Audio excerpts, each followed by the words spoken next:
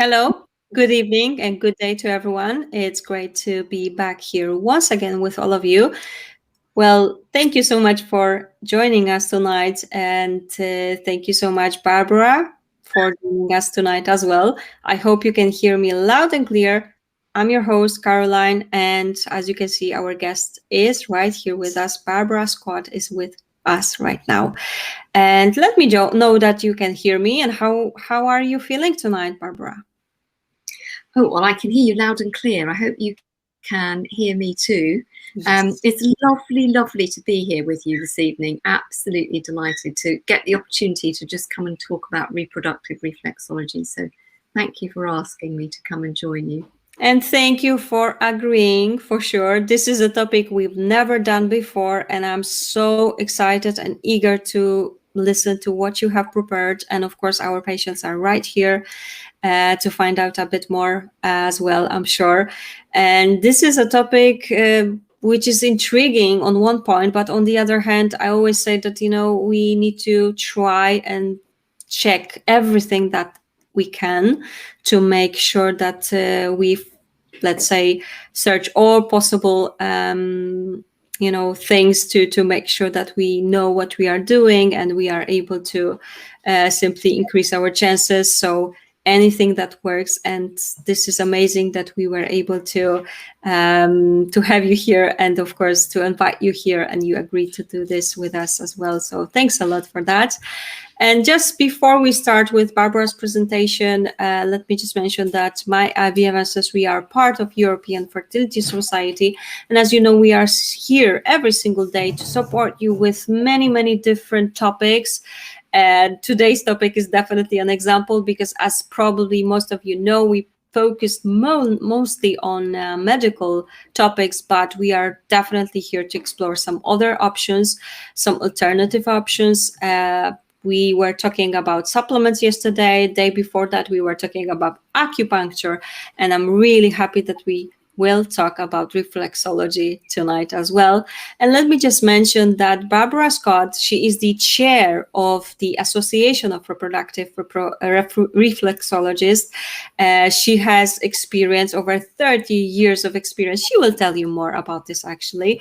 And we definitely know that she is the person to that you can definitely ask anything that's on your mind. You can definitely ask her, and I'm sure she will be happy to share her experience, share her knowledge.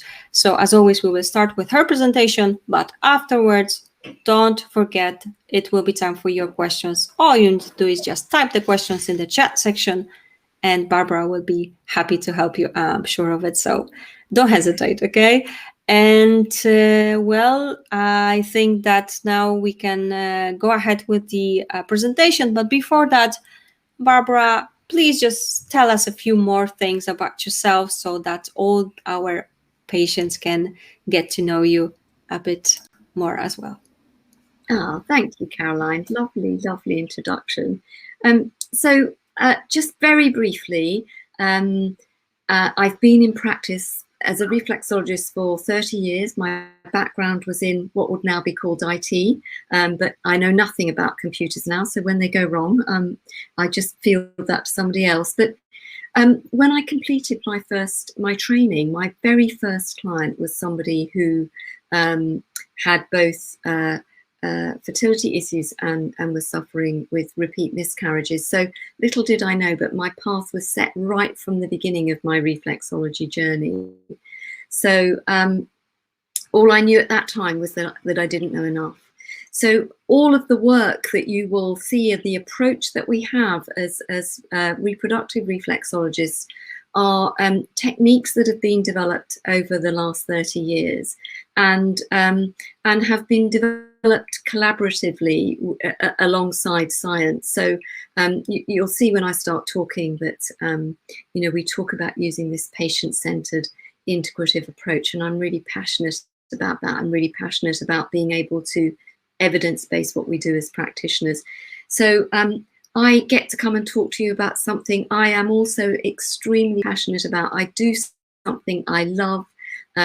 I love the approach that we use. I love working with my clients, my patients, and I love getting the opportunity to talk about it. So it's an absolute pleasure to be here with you this evening. You'll see as we go through, I've won a number of awards over the years.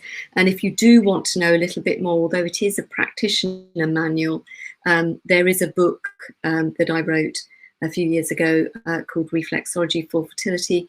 And it covers, both male and female natural conception and assisted conception. So that's kind of where lots of the information would be in terms of approach. So as Caroline was saying, I'm chair of the Association of Reproductive Reflexologists. We have practitioners globally, and I'm also founder of Seren Natural Fertility, which is where my practice and my teaching is based. And we do lots of work in the community and doing things like this, which is about being able to let people know that reflexology can be a really useful tool in terms of both male and female fertility. So I think it's probably going to be easier, Caroline, if shall I start sharing my screen? Yes, please. Thank you so much for the introduction. Let's start your presentation. You can share your screen. Everyone should be able to see it. I will let you know just to make sure. Right. Now I've lost that little, oh, there it is. It's at the side, I think. Mm-hmm. Okay, we can see it, not yet. Bear with me. Mm-hmm. It just looks slightly different from, there we go. There we go. I seem to have lost the actual, I seem to have lost my PowerPoint. It's okay. If you can go back to AV Pod and click maybe once again screen sharing, Yeah. maybe it will help. Sorry, everybody. Let's just see if that works. There we go. There we go. There we go. There we go. It should come up now. Okay, now it's okay. And let's play. Yeah. There we go. Now we can see it full screen, so it's all okay. Please let us know, but I think everyone can see it just as well as I do, so it's all good. Go ahead. Good. I told you I knew nothing about technology now, so that's why I'm lucky to have you here this evening, Caroline, to guide me in the right direction. So thank you for that. Okay, so my presentation this evening is just to give you an idea about what reproductive reflexology is, what happens when you might see a reflexologist, and particularly one of our trained practitioners, a little bit about some of the evidence base that we use, because we have collated some data. So I just kind of share that at the end, some anecdotal cases and some of the data that we collected. So what is reproductive reflexology? So I describe it as an evidence-based integrative approach to both male and female fertility issues and reproductive conditions, and also an understanding of working with a wide range of reproductive issues that then may impact upon fertility. And what we do is we use very safe, very structured, measured treatment protocols. So we very much rely on science to provide us with some of the information that we need and measure progress and outcomes. And I'll aim to kind of share some of that with you as I go through this evening. So firstly, rather than just kind of giving a general treatment, which is kind of what most reflexologists do, we actually want to know what the issues might be. So we want to identify that, and we have quite a structured way of doing that, which I will explain as we go through. Secondly, we know that it's really important to treat both of you And we're really passionate about working with men because we know, men are really important on this journey and they get overlooked a lot of the time. So we really like to see both of you at our initial consultation process to begin with. And as I was saying, we use an integrative approach, which means that we rely on results of medical tests. We use basal body temperature charting in women to help us to understand causal factors and also measure progress. So the difference between this and maybe standard reflexology is that we like to know what we're dealing with. And we also collaborate with fertility clinics and other medical test providers. We use this integrative approach, which allows us to assess clients. And we like to make sure that we are working with a wide range of conditions that might impact upon fertility. So we like to do things like regulating menstrual cycles. We do so much work educating women about their menstrual cycles. So many have got a lack of knowledge because we rely on what we're taught in schools, and that's not an individualized approach. And so what we like to do is work individually with each woman and help to make sure that her menstrual cycle is functioning as well as it should be. We also like to improve, if necessary, the production of sperm and the functionality, so motility and morphology. We use very prescriptive treatment protocols for both men and women, designed to improve outcomes. And for example, with women, we like to work differently at each stage in their menstrual cycle to make sure that all the component parts of the menstrual cycle are doing exactly what they should be doing. And if necessary, we work alongside all forms of assisted conception, from medicated cycles, ovulation induction drugs, right through to IVF and ICSI. And then we use protocols to support what the drugs are setting out to achieve. And it's a very interactive process, that protocol. So reliant on the results that come back from clinics to make sure that we're doing the right thing, using the right protocol at the right stage. So that's also really important. So one of the first things that happens when you come to see a reproductive reflexologist is that we use a consultation process. And the consultation process is really set out to find out exactly where you are, how you got there, and then plan how we can move things forward. And quite often recommend further testing. So we send out a questionnaire, we ask our clients to bring that along with them, and we also ask them to bring with them copies of any relevant blood test results that they might have had. So you may have had blood hormone screening in women, there might be a semen analysis for men, and there might be other medical data, and we just ask them to share that with us at their initial consultation so that it gives us a really broad picture of what's been happening for them. And it helps us to determine what we can do and also, of course, what we can't do. So we look at diet, nutrition and lifestyle. We carry out something called a repro assessment. So reflexology is not specifically a diagnostic tool, but we are able to identify whether the right things are happening at the right time in a menstrual cycle, or whether there may be an issue, for example, with males, whether there's an underlying health condition, whether they're not producing maybe very many sperm, and actually carrying out this little diagnostic, which is working on the feet, but just working very specific points. So ovaries, testes, uterus or prostate, and fallopian tubes or vas deferens, gives us an idea of whether they are functioning as they should be.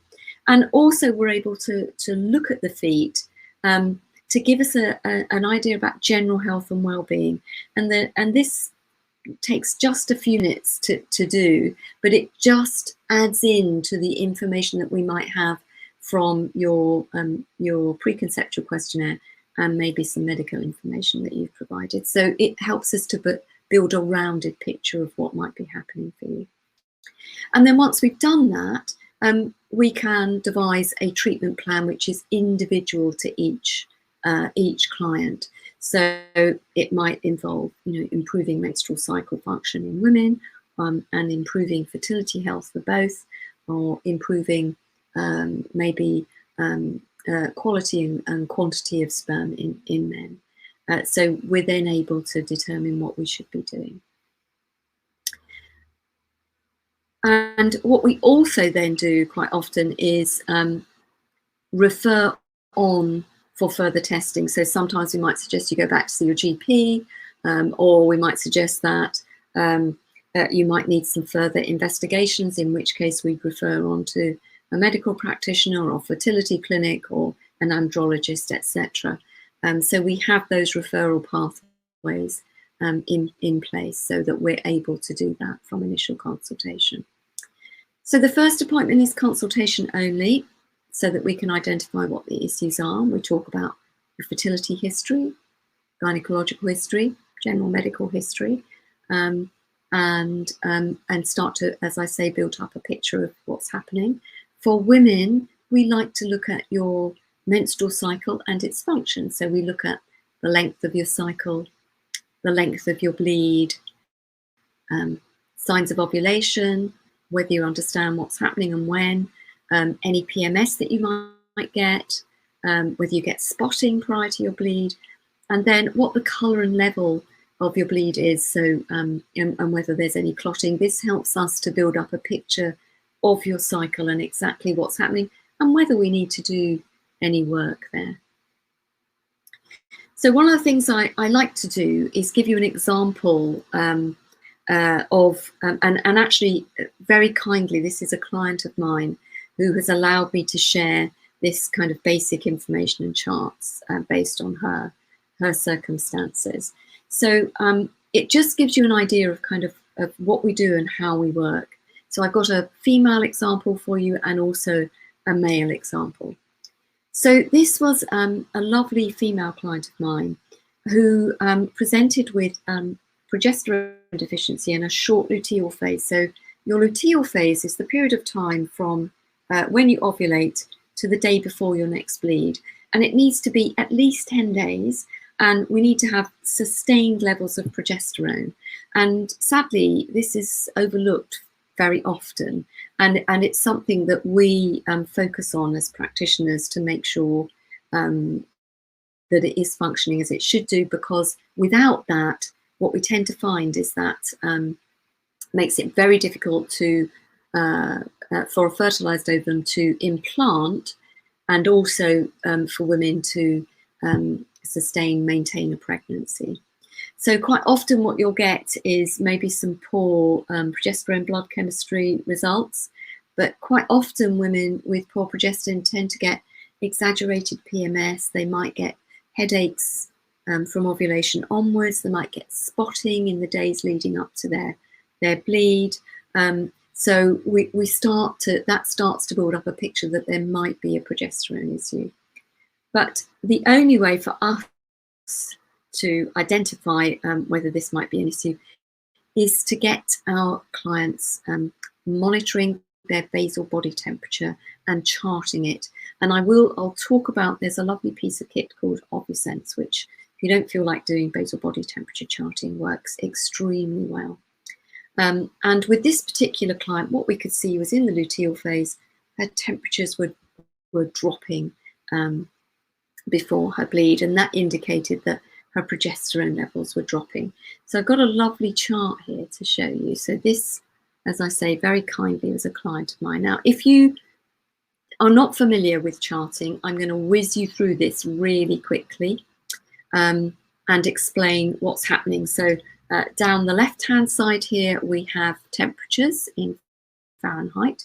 So when you go to sleep at night, and once you've been asleep for 3 hours, your basal body temperature, that's your body temperature at its lowest level. When you've been asleep for 3 hours, it drops to its lowest level, is measurable if you take it as soon as you surface from sleep in the morning. And what we know is that progesterone, when it's being produced at post-ovulation, elevates the basal body temperature. So if we plot these temperatures on a graph, we can see when ovulation has occurred, and we can monitor progesterone. So we've got, these are in Fahrenheit, quite often they're in Celsius, it doesn't matter because we're looking at the picture. We've got days of the menstrual cycle along the bottom here. This woman had a 28-day cycle. And what I'm going to do is, I'm just going to use my pen here and show you that actually what happened was she didn't ovulate until day 20. This is when we can see this steep rise in her temperature. So each of these little blue dots is a recorded temperature.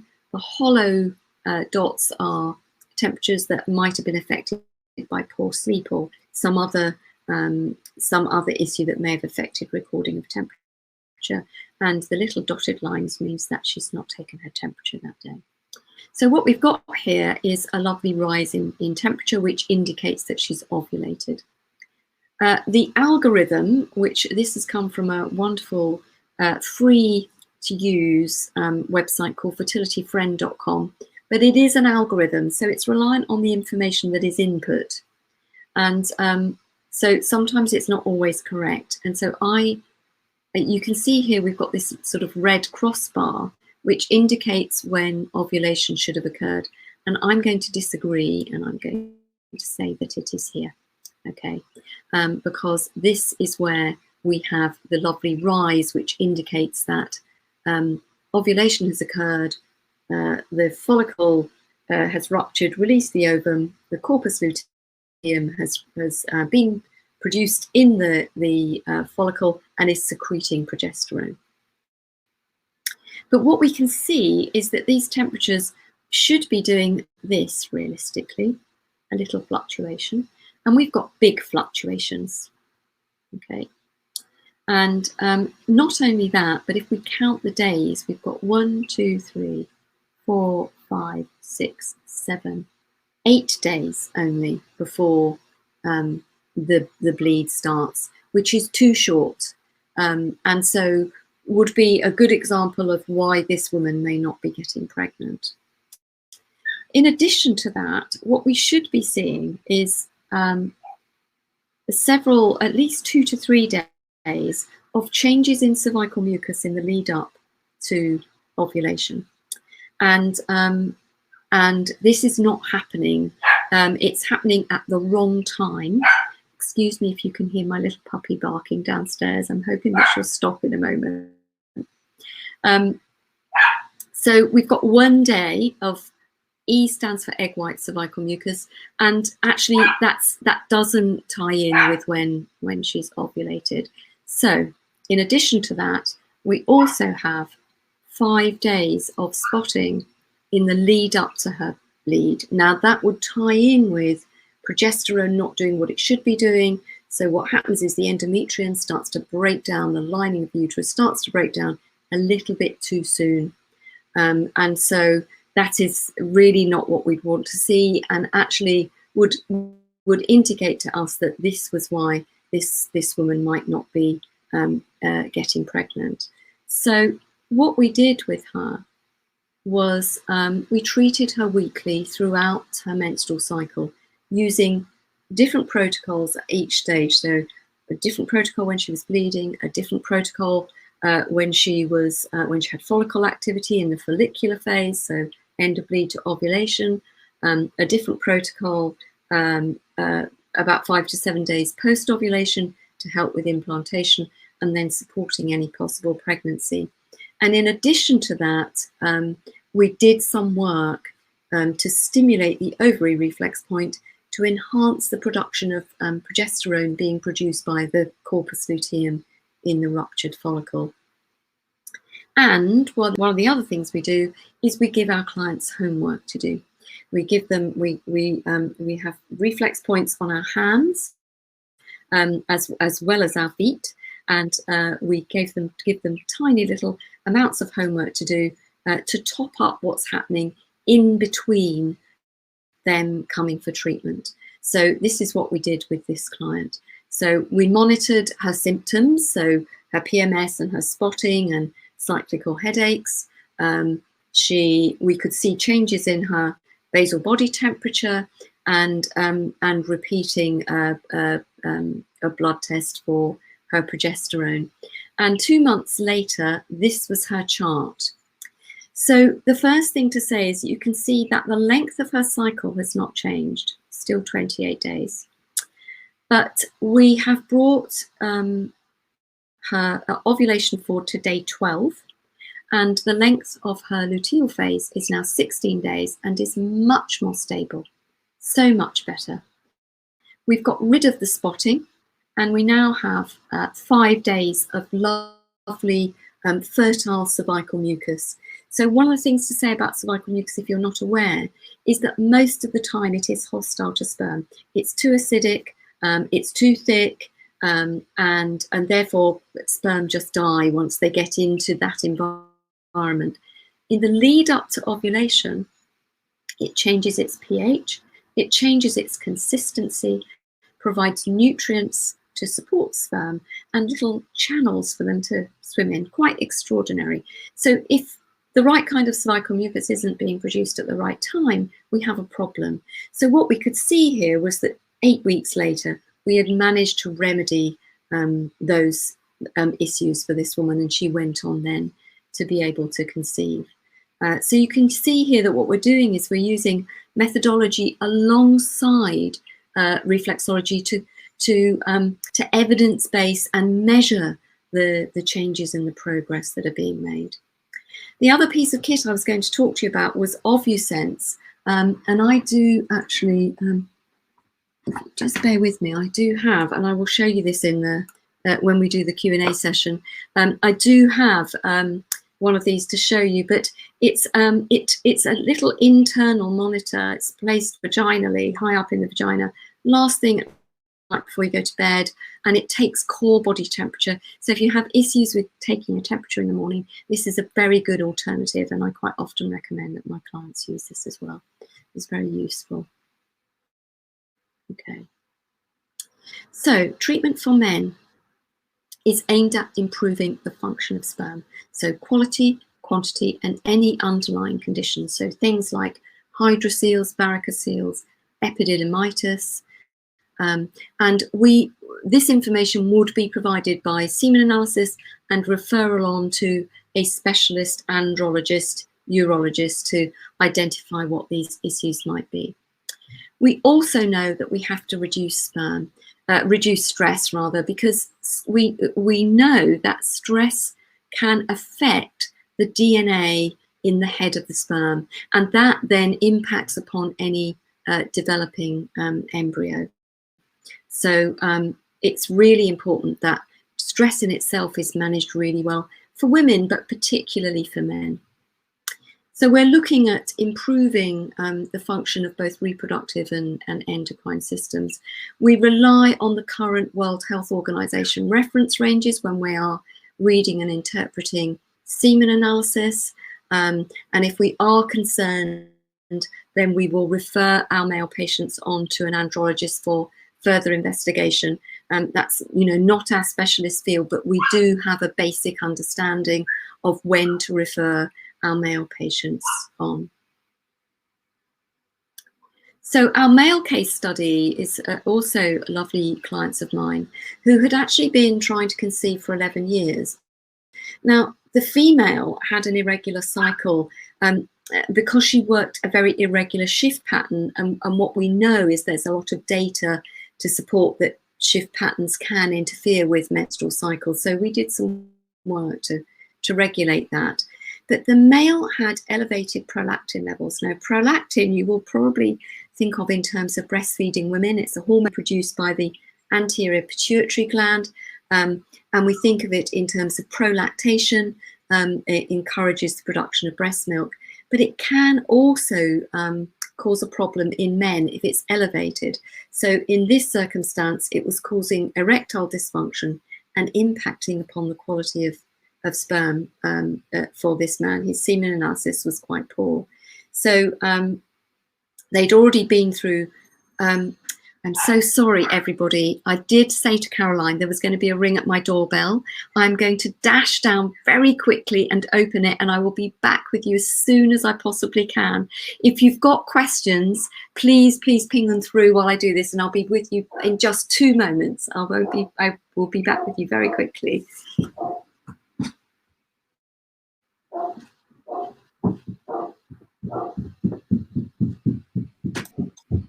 Hi. Yes, Barbara definitely did warn me about this, so we are sorry, but we definitely need to double check it. I hope that you understand it happens.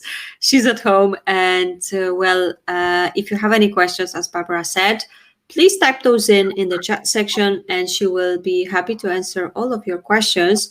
In regards to, of course, reflexology. So if anyone has tried this before, or maybe you haven't and you would like to try, and this is something that you are interested in, go ahead, do it. And I'm sure she'll be happy to help you out. Okay, so Barbara will be here in a few seconds, I'm sure. So please bear with us. And in the meantime, you can think about some of the questions. Okay, thanks so much. And thanks for staying with us tonight.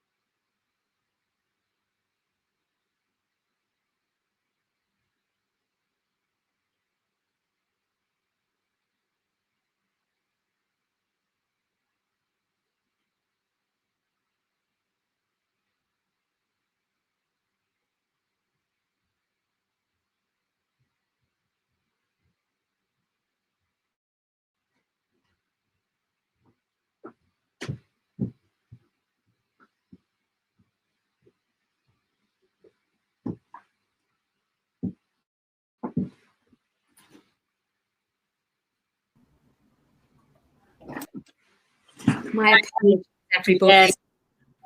Thank you so much. The joys of working from home, wonderful as it is, but you always get those. I knew that was going to happen, a little ring on the doorbell, so my apologies. It's all okay. I explained everything, and of course, let's go ahead with the presentation, okay? No worries. I'm going to start again talking about the male case study. So this was just a lovely couple that came for treatment, and as I say, they'd been trying for 11 years and had been through some quite a lot of unsuccessful treatment. So 2 failed IUI, 3 failed ICSI, 1 IVF and a frozen embryo transfer, and none of these were successful, unfortunately. So one of the things I was saying just before we began was that we very much like to go back to basics, because quite often the very simple things are overlooked. And certainly in this case, that was exactly what had happened. So the elevated prolactin for this male had been overlooked, and we discovered that not only was it causing erectile dysfunction, so it's very difficult for them to have sex normally, his sperm count had been affected. So we did some work to improve the prolactin levels, reduce his stress levels, and what we saw was that his sperm count increased from 21 million to 40 million per mil. The total count went up from 29.4 million to 80 million, and the progressive motility increased from 20% to 60%, which was quite extraordinary. And the non-motile sperm, the sperm that were not moving, decreased from 70% down to 35%. And as a result of that, it's very difficult to see these, but these were some of his results. So we used an 8-weekly program to start with. So with this male, we worked with him every week for 8 weeks, and then treated him continually fortnightly after that, using a structured protocol designed to improve outcomes for him, and then repeated the semen analysis. So we then had another cycle of IVF, which they were just about to embark upon, where they did get pregnant, but lost the baby at 14 weeks due to cervical incompetence, and then went on to conceive naturally, and had a little baby boy. And I do still get photographs of him, so it's really lovely to see. So the reason I use this is because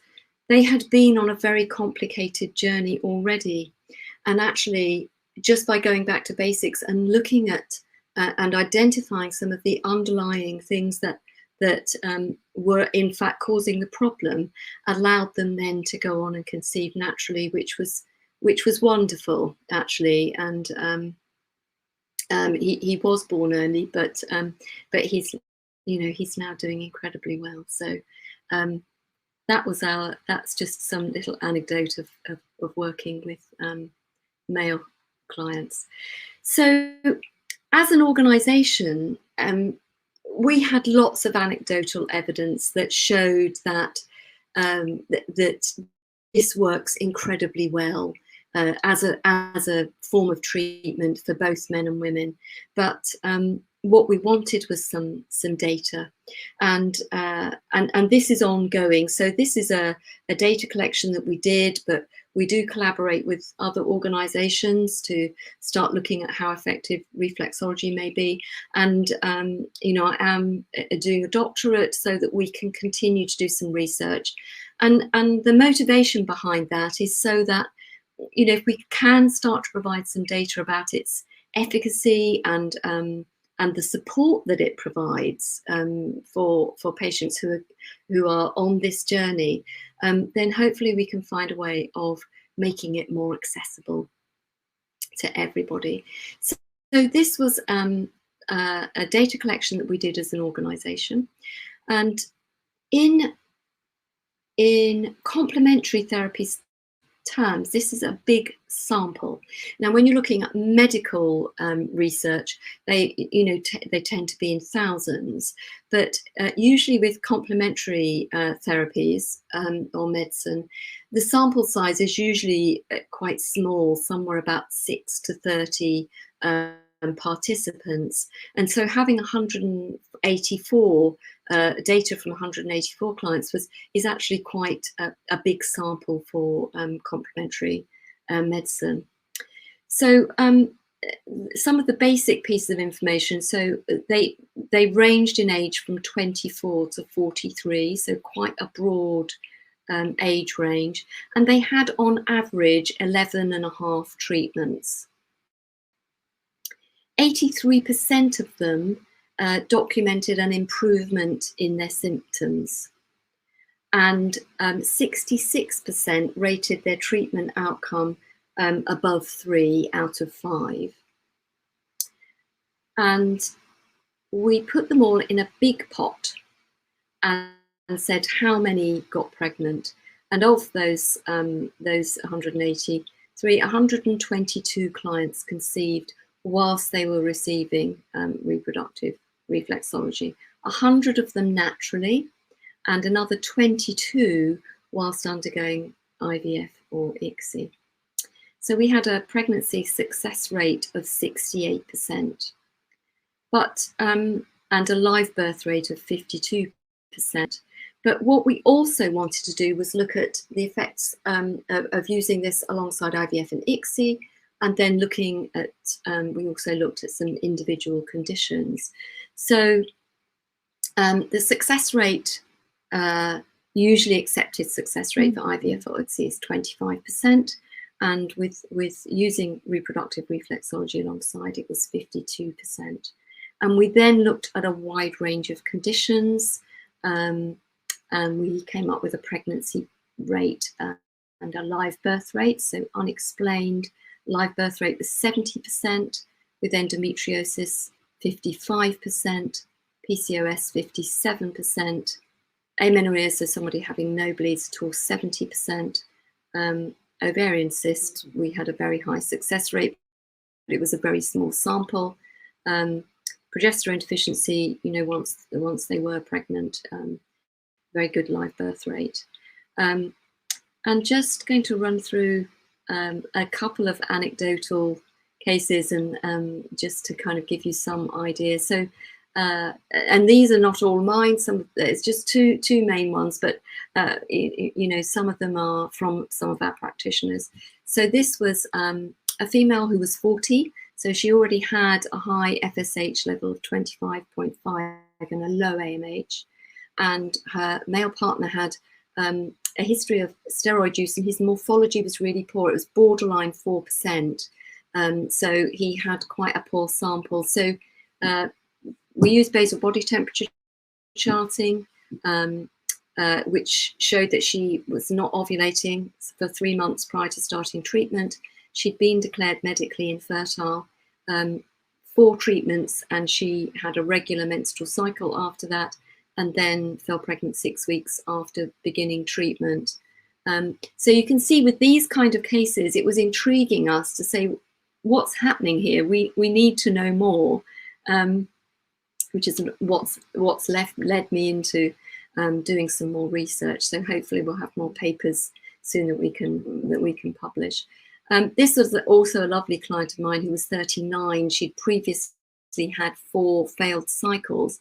And with every cycle, they'd been unable to access the left ovary. So when she went through this cycle, what we did was we just used some gentle techniques to try and encourage the left ovary into a more accessible position. And hey presto, eggs were harvested that cycle, and positive pregnancy test, and she has a little girl. So yeah, that was very lovely. I won't go through all of these because I'm hoping you've got some questions to ask. We do have lots of collaborations with the medical profession. They are really important to us because we know that we are passionate about providing a patient-centered approach. And what that means is reflexology is just one of those things that gets stuck onto the outside. And what we need to do is make sure that our clients have the most robust testing. And so when clients do come to see us, we do refer them on, you know, for further testing, andrology testing, urology testing, and you know, and onto fertility clinics if that's needed as well. So our collaborations are incredibly important to us. If you do want further information on the book, it's available on Amazon, so you'll be able to find it there. And if you want further information on my work, that's on serennaturalfertility.co.uk. Or if you want to find a practitioner and know more about what the organisation does, then it's reproductivereflexologists.org. So thank you so much for listening, and I so apologise for the interruption. I just had this horrible feeling that was going to happen this evening. And if you've got questions, I would be absolutely delighted to answer them. You know, if you haven't got questions now, but you go away and think about some questions, then you're very welcome to email me directly. I'm always very happy to answer them, and I'll give my details to Caroline. So Caroline, I'm not sure how I stop sharing my screen. I'm going to see. Oh, there we go. There we are. Thank you so much, Barbara, for a very interesting presentation with lots of details. This is definitely interesting topic, as I've mentioned. And now it is our Q&A time. So, of course, if you have any questions, now it is time for you. So don't hesitate. Barbara is here to answer all of your questions. As you know, she has experience, so don't hesitate. This is your chance to ask her. And, well, there are some people typing in. I can see it right here. So let's begin with our Q&A session. Okay, Barbara? And let's have a look. The first question is right here from Eve. Is it true that thanks to reflexology, it is possible to maintain a proper hormonal balance during pregnancy and not gain weight? Oh, that's a very interesting question, Eve. And I'm not sure whether hormonal balance really has an impact on weight gain. So I would say I think that's a bit of a misnomer. I'm not sure that's very accurate.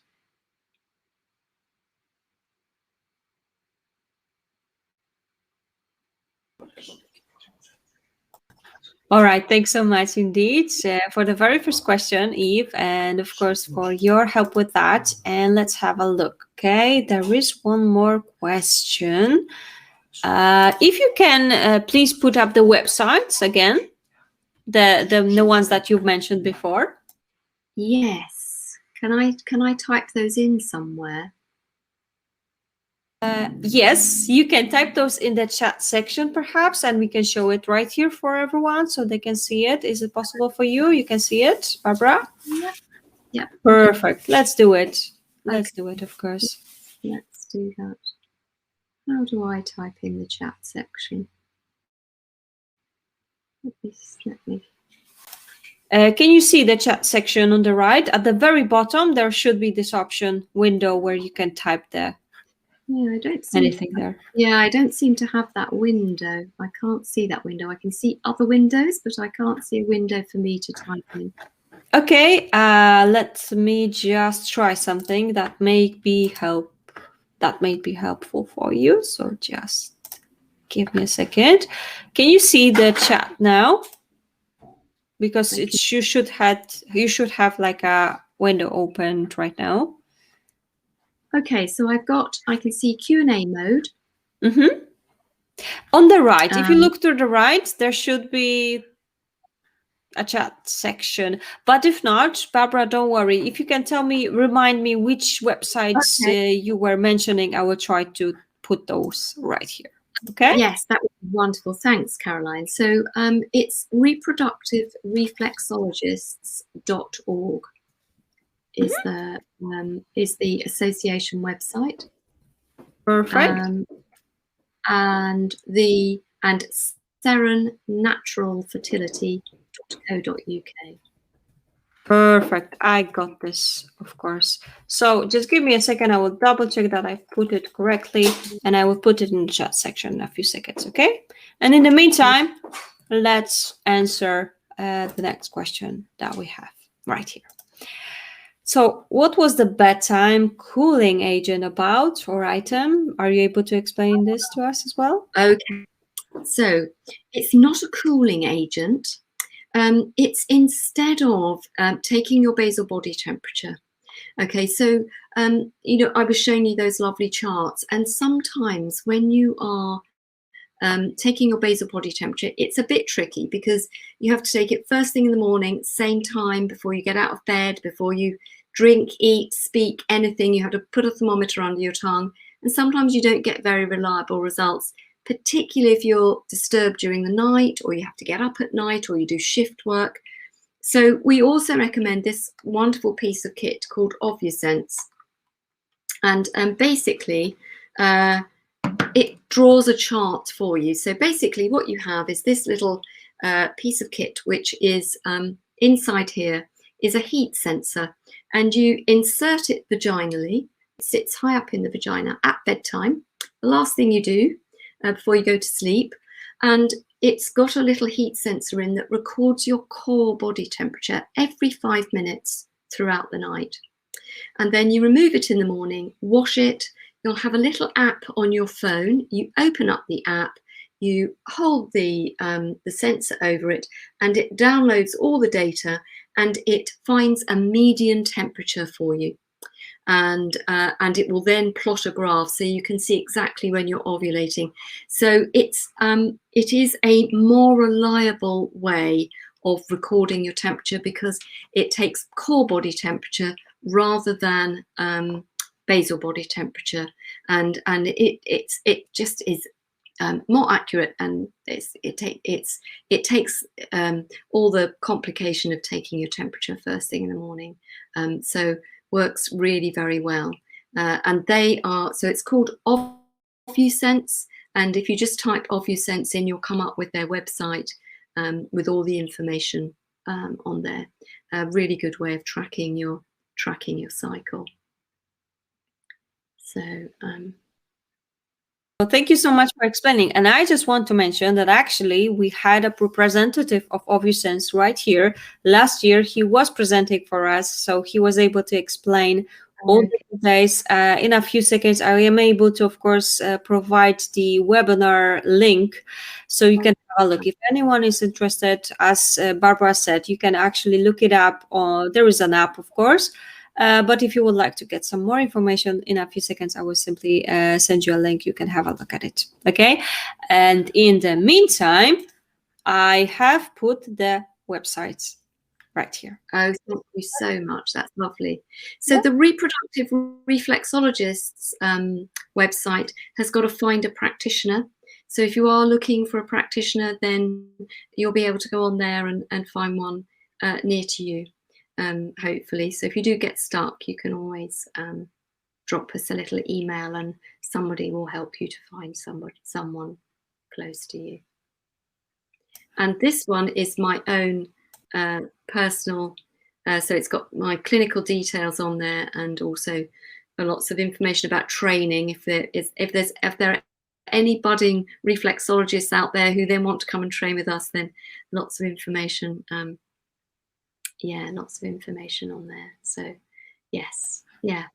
Excellent. Thank you so much for the clarification. And of course, you can look it up, you can check it. And if it's something that is interesting for you, you know what to do. And as I mentioned, I will put it in a second, the link, so you can have a look. OvuSense is definitely an interesting app. We did receive quite a few questions, and this is definitely a device that can help and make it so much easier for everyone, for sure. So thanks so much for mentioning this as well. And right now, I'm waiting for some more questions. So if you have any more, you know what to do. Go ahead, type those in. Someone is again typing, so I need to wait a minute. And in the meantime, let's have a look. As you can see, Barbara, there are some thank yous already for answering. Oh. It's a pleasure. It's a pleasure. Lovely to be here. Thank you from Deborah as well. And let's wait. Okay, someone is again typing. So let me have a look at the website. In a few seconds, I will put it, and let's give it a minute and see as someone is typing. And I know I have asked you before we started, but if you can maybe tell us, you know, all the patients, how did you start with reflexology? Because this is definitely an interesting point for me always. How did you start with reflexology, and how did you start with focusing on fertility? If you can bring this to us, that'd be amazing as well. I was used by somebody. I was used as a case study by somebody who was training as a reflexologist, and as I was saying, my background is in what would now be called IT. So I had a very kind of logical, analytical approach to things, and I thought it was the most extraordinary thing that she could tell so much about my health and well-being just from working on my feet. And it took me another 3 years to kind of go and do my training. But as I was saying, when I did, my very first client was somebody with both repeat miscarriage and fertility issues. And so then what became interesting and what really gripped my attention was that this particular group of patients, of course, are having lots and lots of testing and intervention. And I came to realize quite quickly that what we could feel in these tiny little reflex points in the feet was then being confirmed by maybe an ultrasound scan, or we may have a male who had poor semen analysis results, and we were able to identify that by working on these particular reflex points in the feet, which weren't doing quite what they should be doing. So so it captured my it captured my imagination, and it kept my brain engaged. I always say I've got a very low boredom threshold, and this never ceases to to keep my interest. So what happened was I started to then use the information that we were getting from these science-based tests, and realized that we could change outcomes. So we may have somebody who may have had an irregular cycle or an ovarian cyst, and we would do some work, and then she would go and have further investigation, and maybe the cyst had resolved itself, or there was no evidence, or we started seeing much better outcomes in semen analysis. So it's really it's just fascinating, and even now 30 years later it's still fascinating, and I still find it extraordinary. So I can see another question there, Caroline. Yes, thank you so much, Barbara, for answering my additional question. Definitely interesting, and definitely it's always inspiring to hear that, so glad that you were able to also mention that for sure. And yes, you are right, there is another question from Deborah. Are there certain trigger points that are more sufficient to start the menstruation? Okay, so it will really depend on what the issue is, Deborah. So if you are not menstruating because you're not ovulating, then the first thing we would want to do is get you ovulating. And so there are techniques that we would use, not one specific point, but there are a number of points that we would use in a treatment session and homework that we would give you as a patient that would help to get you ovulating. And then once you'd ovulated, of course, then a bleed will follow. Okay, but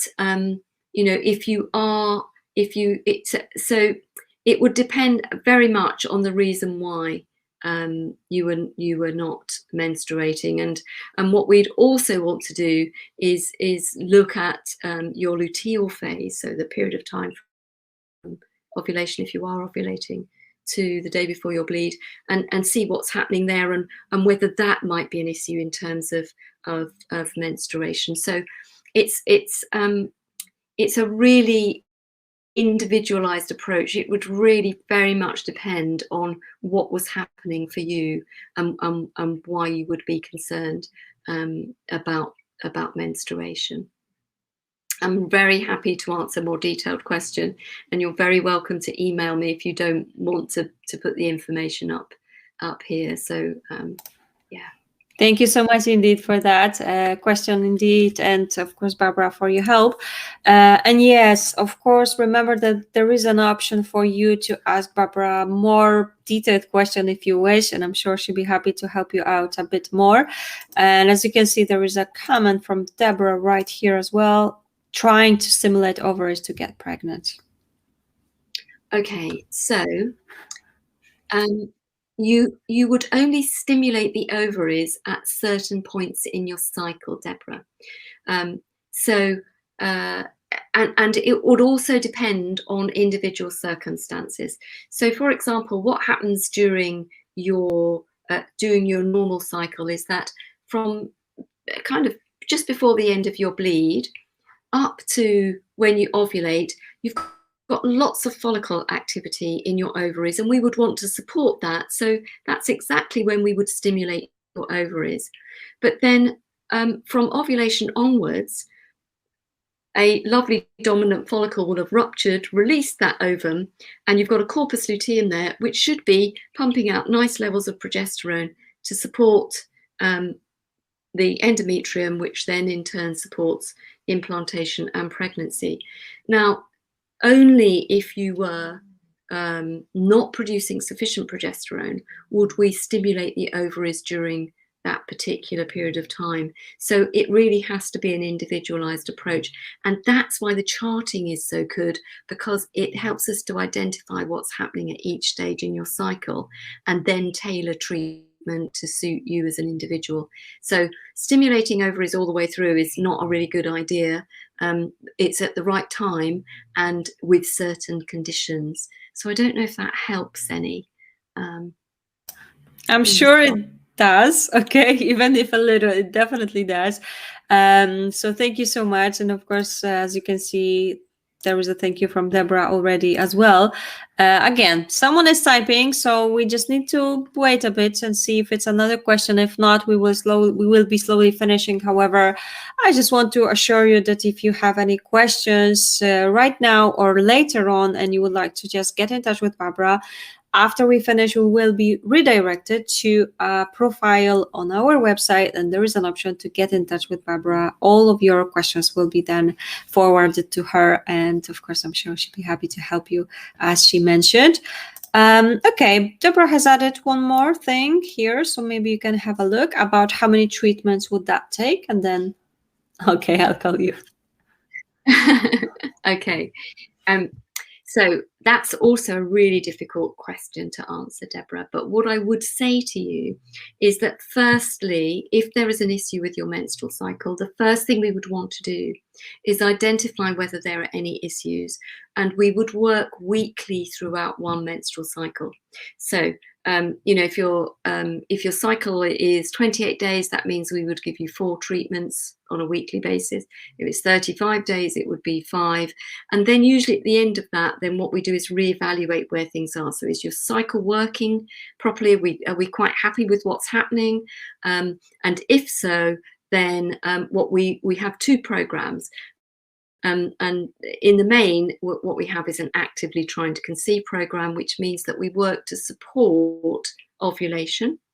And then we work, so we treat you just before ovulation to ensure that's occurring as it should. And then we treat you about 5 to 7 days post-ovulation to support implantation. And we continue in that way until you're pregnant, unless there are other issues that need to be addressed, in which case it would need a slightly different approach and would be based on, on that particular condition. So. Thanks so much, Deborah, for again your follow-up, and of course, Barbara, for your help. And I will simply show you this. Okay, thank you so much. Blessings.